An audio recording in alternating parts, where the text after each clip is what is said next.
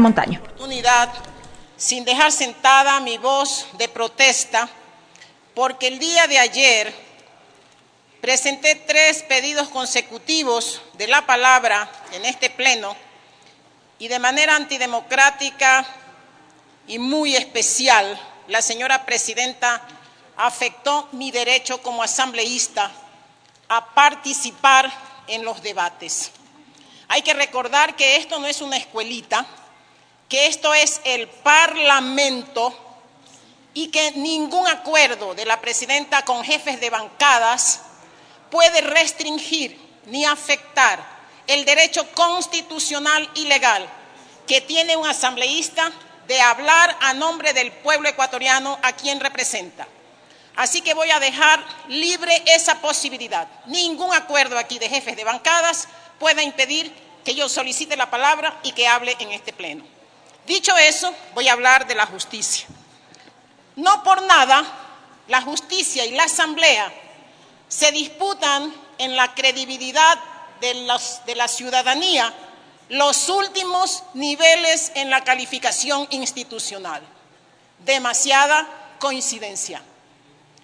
Y aquí estamos hablando del error inexcusable, y yo digo, sí, uno de los aspectos que se tienen que analizar cuando se trata de un proyecto de ley es la constitucionalidad, pero no es lo único, porque eso no se trata simplemente de un debate técnico.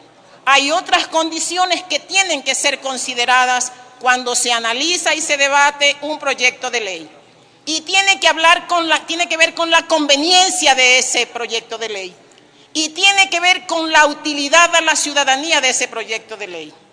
Un Consejo de la Judicatura cuestionado, una justicia cuestionada, deben tener también aquí un espacio para que no solamente tratemos de aspectos técnicos, sino también de aspectos políticos y de conveniencia. Para hablar del error inexcusable, yo creo que no estamos debatiendo si los jueces son ángeles o demonios. No se trata de eso.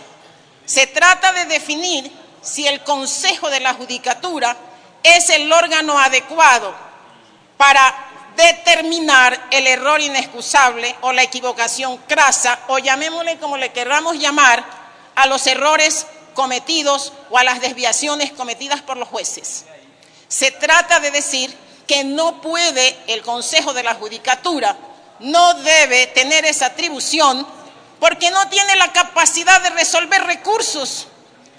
Yo quiero coincidir con la asambleísta Ducci cuando dice que el error inexcusable debe ser determinado por un juez de jerarquía superior para que notifique al Consejo de la Judicatura y aplique las sanciones. ¿Acaso que es algo extraño en el Ecuador escuchar que los jueces por temor, por miedo y sin vergüenza han recibido órganos políticos del Ejecutivo órdenes para hacer sentencias? Yo creo que eso no es ninguna novedad, pues. Ahí están las múltiples denuncias en el Consejo de Participación Ciudadana.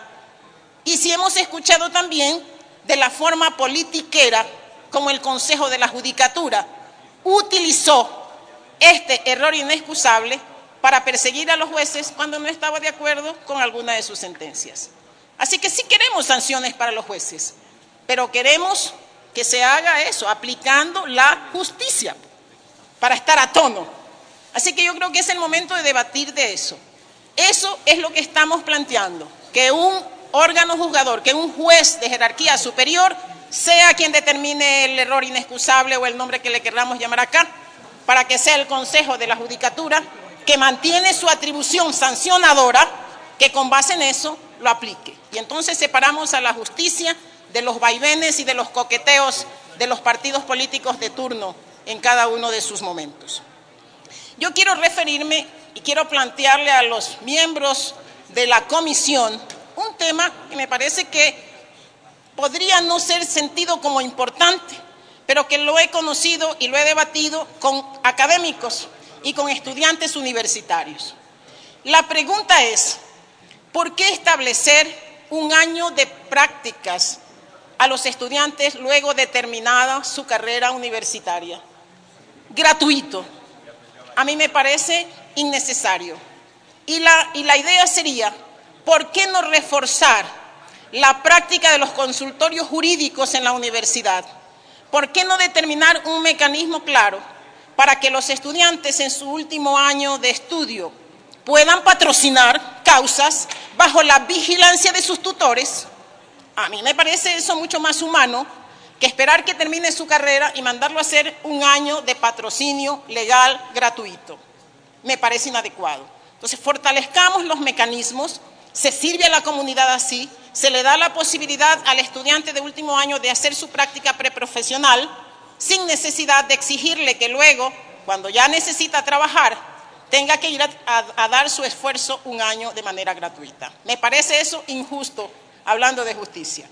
Y por otro lado, en esto de las prácticas preprofesionales, dejar sentado con absoluta claridad la posibilidad de las prácticas institucionales, porque ahora no queda claro, porque en eso del patrocinio legal gratuito no queda claro.